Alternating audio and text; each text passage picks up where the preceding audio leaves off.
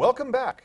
Money in politics. Ron, do you think corporations are trying to buy influence in our political process? I think politics is run by big corporations. I think people donate money expecting something in return. I was in politics for 20 years, and I know that people, when they give you money, expect at least access to your telephone or access to you. They want you to come see them, so yes. So let me ask you this. Where is the rational delineation there? Because obviously you need money in order to run a political campaign. That's the reality of the matter. And I don't think that necessarily gaining access is inherently wrong. It is the expectation that based on a donation, then there is a quid pro quo of some sort of a favor or something that you would not necessarily have supported as a platform or as an issue to give back for that donation. I think. But there is, you know, I have a big problem with that. The whole basis of our political system is one person, one vote, okay? And we should have access to our political candidates. And in the case of the recent dinner that was held as a fundraiser for Donald Trump, you could have access if you paid $32,000 a seat. Right. I don't know about you, but that's not my budget. I mean, politics and money go together. I mean, there's no doubt about it. Like baseball and apple pie, baby. But here's if I may, I think where it started to break down is the fact that now we have removed a lot of the checks and balances in terms of the money that's being donated into the political system. So we have created super PACs that don't have to really disclose where or how they're spending their money or where their money is coming from. Second of all, I think that some of the Supreme Court decisions, I have to say, have been very damaging to this. Corporations are not voters; they're not people. They're a conglomerate of people who have their own voting power, giving some of the erosion of some of the reporting requirements and some of the other checks and balances that we had against the abuse of money in politics is where things have really gone wrong. Bernie Sanders himself has supported a constitutional amendment to overturn the Supreme Court decision on Citizens United. Yeah, I hear Democrats complaining about that. I'm a Republican, but I got to tell you, I think that law stinks. Citizens United was one of the worst things that's happened to democracy. The problem will be getting 2/3 of the House, 2/3 of the Senate, and 37 states to say the same thing. Yeah, I know that. That'll be a very tough. All politicians that profit tremendously from the system as is. Yes.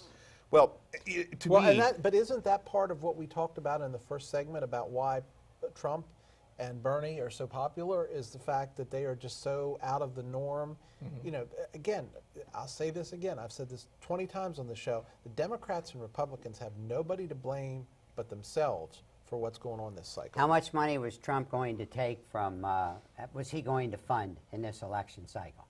You know, I heard that number, but I don't know. Do you know, Ron? Well, he was going to do it all. Well, I know that. Okay, but now he's not. Right, because exactly. he's finding out there's a lot more. Maybe he's not worth what he says he's but worth. Does it? Well, that's possible too. But does it take $1 billion to run should it take $1 billion to run a presidential campaign? Yes. I don't. The way think it's so. run today. But that's not the point. You're in Should media, it be run Jim. that way? You're in media. Should it be run that way? Look at what it costs for media. Look at what it costs for all this. Well, and therein, and you're absolutely right, therein lies the breakdown of our system because we are already creating, through the access to those donations, a superclass of people who are the only ones that are eligible to run in a political system. Right. Because an unknown person is never going to be able to, unless it's a freak of nature like what Bernie Sanders has been able to do through the small donations, and that's really just because he's been able to get to reach and getting people excited. But remember also, Bernie Sanders is losing. Right. As much as he tell you otherwise, he's going to lose. Well, he's going to lose to a large degree because of closed primaries and because of the fact that, you know, the Democratic establishment basically anointed Hillary Clinton a long time ago, and the media went right along with them.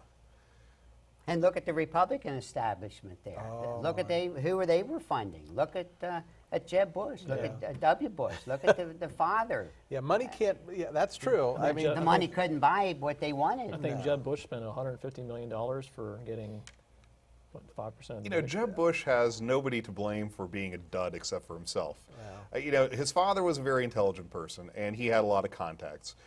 His brother Less so. arguably not so intelligent, but certainly charismatic. And you know, if you stood in front of a room, you'd at least want to listen to him, and everybody would say, you know, I could have a beer with that guy. And you know- Jeb would put the whole audience But asleep. Jeb was charismatic as a governor. I don't know what happened. I I saw just the. got tired. Oh, He was I- out too long. He was out a long period of time, and when you're out that long, it's difficult to come back. It really you lose that zest and zeal to meet people, and he had to do it on, you know, all the way across the country. It was Yeah. difficult. I think having a national system of elections where it's publicly funded, financed through taxpayer money, equal amounts given to each party for advertising, TV, radio, and political ads is the way to go in the future, in my Well, opinion. honestly, and here's something to say about political parties. I think that political parties were envisioned as an alliance of views, not these machines that drive elections. I think to some degree all candidates really should run as independents based on the strength of their platform. They may align themselves, caucus if you will, with the other people who are like-minded, but the fact that we have the RNC and the DNC and they control basically the entire political There is process. a state in the country that does that, and it's Nebraska. Right. They only have one chamber in their legislature, and they all run as independents, but they do caucus with their own like-minded groups. And we actually do that don't to run some under a degree party here banner. in Hagerstown as well. Right. But actually, you're going to get the last word on that. Up next, it's winners and losers.